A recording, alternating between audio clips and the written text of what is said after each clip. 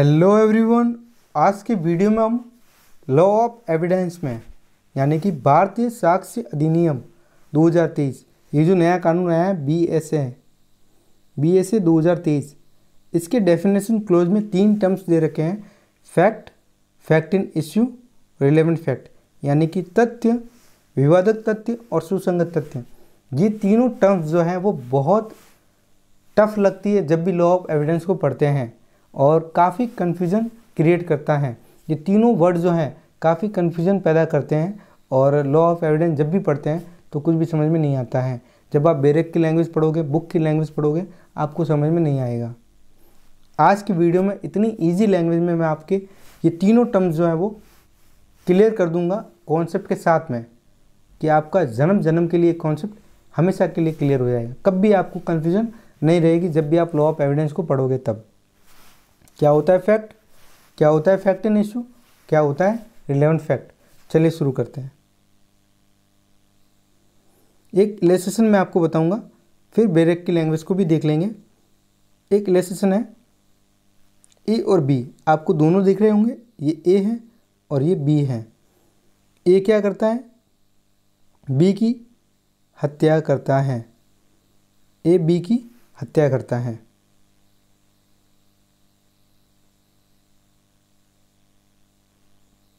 ए ने बी की बंदूक से गोली चला करके हत्या कर दी, बंदूक से गोली मार के हत्या कर दी है बी की।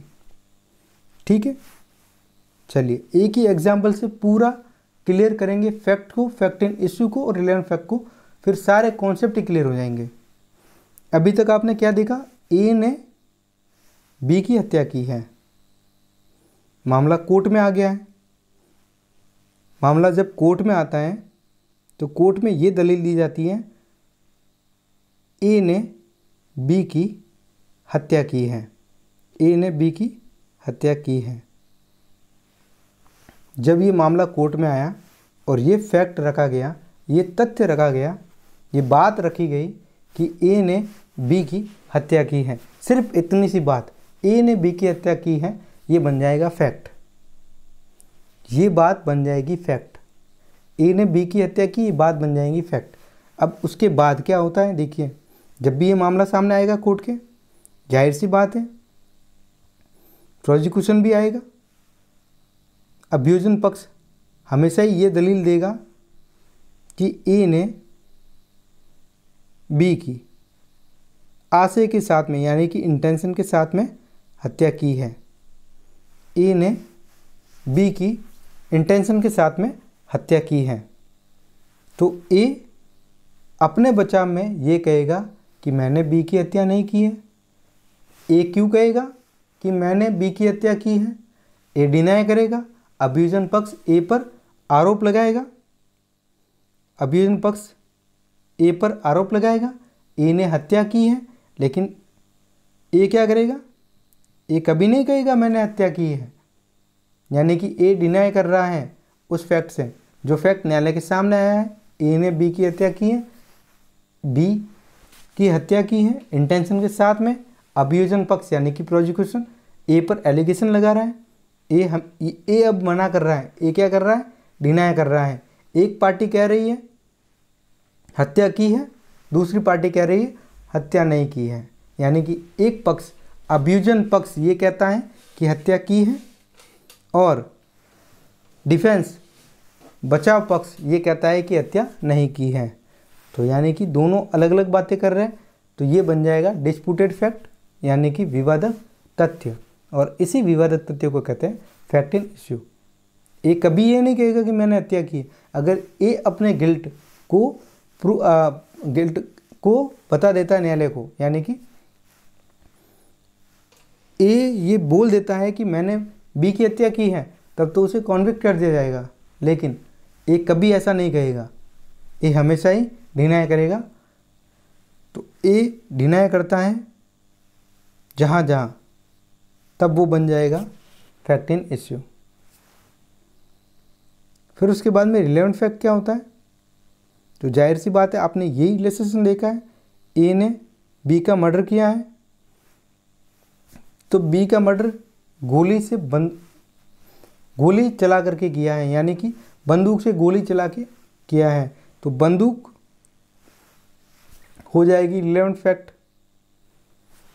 फिर उसके बाद में ए को वहाँ से भागते हुए देखा गया, ए वहाँ से भाग रहा था, ये सी ने देखा है, सी वहाँ पर आई विटनेस बन जाएगा।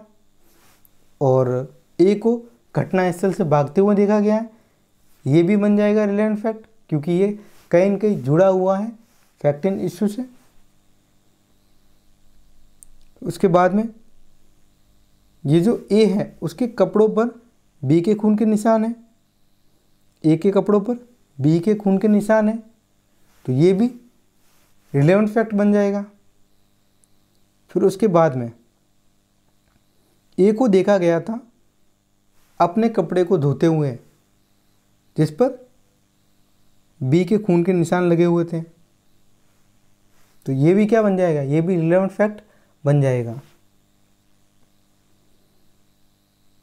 और ये भी बात न्यायालय के सामने आती है कि ए और बी के बीच में पुरानी रंजिश थी संपत्ति को लेकर के, तो ये सारे तथ्य क्या बता रहे हैं, ये कहीं न कहीं रिलेवेंसी रख रहे हैं फैक्ट इन इश्यू से। तो ये सारे तथ्य, ए ने बंदूक से गोली चला करके बी की हत्या की है, एक तो ये रिलेवेंट फैक्ट बन जाएगा। दूसरा, ए को वहाँ से भागते हुए देखा गया, ये रिलेवेंट फैक्ट बन जाएगा। दूसरा, तीसरा, ए के कपड़ों पर बी के निशान, खून के निशान पाए गए, ये रिलेवेंट फैक्ट बन जाएगा। और ए और बी के बीच में पुरानी रंजिश थी संपत्ति को लेकर के, ये भी रिलेवेंट फैक्ट बन जाएगा। तो एक ही एग्जाम्पल से आपने क्या क्या समझा, ए बी का मर्डर करता है, ये बात जब न्यायालय के सामने आती है तो ये बन जाता है, ये बात जब न्यायालय के सामने आती है तो ये बन जाता है fact.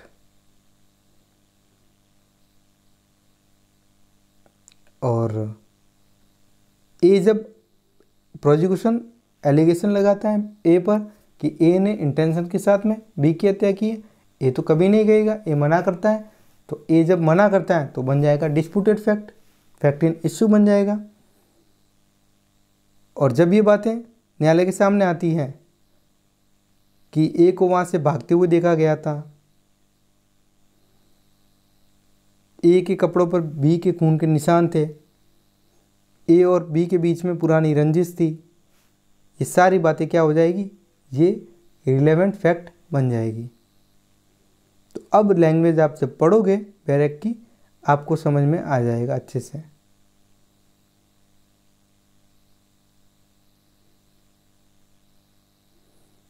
Fact, anything, state of things और relation of things capable of being perceived by the senses, any mental condition of which any person in conscious. यानी कि तथ्य का मतलब कोई भी वस्तु हो सकती है, वस्तु की अवस्था हो सकती है, वस्तु का संबंध हो सकता है, जो इंद्रियों के द्वारा बोधगम्य होता है। 5 तरह की इंद्रियां होती हैं, आँख, कान, नाक, जिह्वा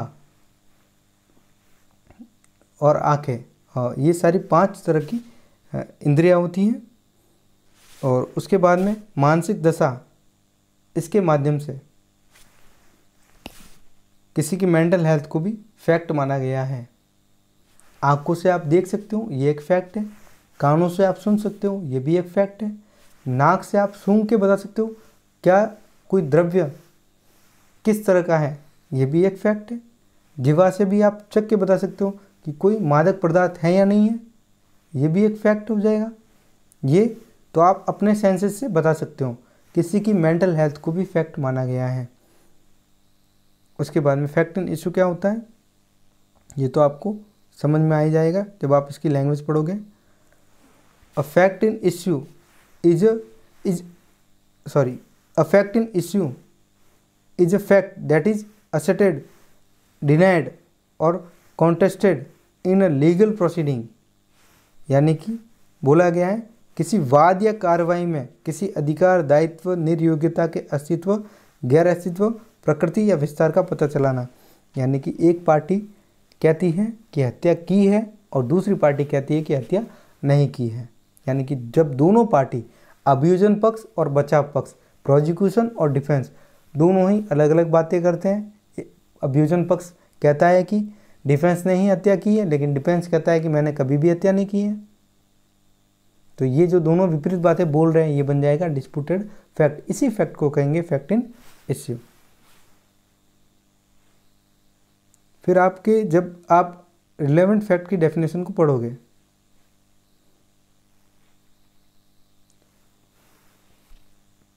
तो आपको सीधा ही समझ में आएगा, relevant facts are those facts that have a logical connection of the fact in issue and provide a basis for inferring things about them.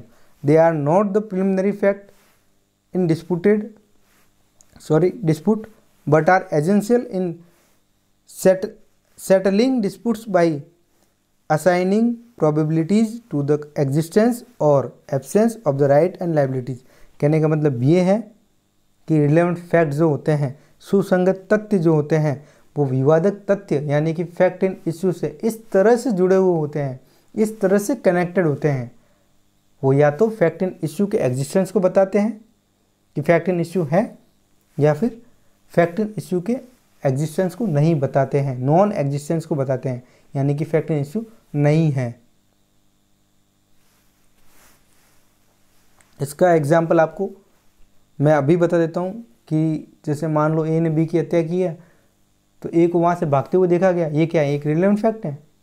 ए और बी के बीच में पुरानी दुश्मनी थी, ये क्या है? ये जब न्यायालय के सामने ये बातें आएगी तो न्यायालय को लगेगा कि हाँ ये ऐसा मर्डर कर सकता है।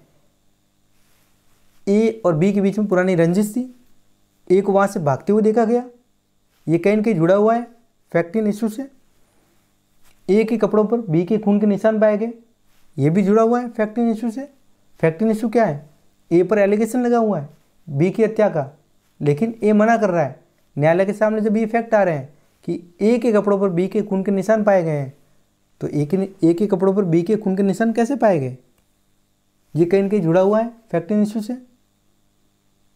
और ए को देखा गया था उन कपड़ों को धोते हुए, साफ करते हुए, ये भी कहीं न कहीं फैक्ट इन इश्यू के एग्जिस्टेंस को बता रहे हैं।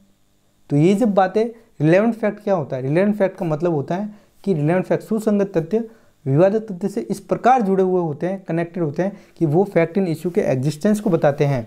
अब जब ये बातें कोर्ट के सामने आएगी कि ए और बी के बीच में पुरानी रंजिश थी संपत्ति को लेकर के, तो कोर्ट को लगेगा कि हाँ इस वजह से ए बी का मर्डर कर सकता है। और जब ये बात सामने आएगी, ये रिलेवेंट फैक्ट बन जाएगा। जब ये बात सामने आएगी कि ए को वहाँ से भागते हुए देखा गया था सी के द्वारा, तो ए क्यों भाग रहा था? कोर्ट के दिमाग में एक बात बैठ जाएगी, कोर्ट अपना जुडिशियल माइंड लगाएगा, ए क्यों भाग रहा था, एग्जिस्टेंस को बता रहा है। No fact in issue, fact in issue यानी कि विवादित तथ्य के एग्जिस्टेंस को बता रहा है। ए क्यों भाग रहा था वहाँ से, यानी कि ए ने बी का मर्डर किया है और ए के कपड़ों पर बी के खून के निशान पाए गए, ए के कपड़ों पर बी के खून के निशान पाए गए हैं। तो कोर्ट को लगेगा कि भाई ए के कपड़ों पर बी के खून के निशान कैसे पाए गए?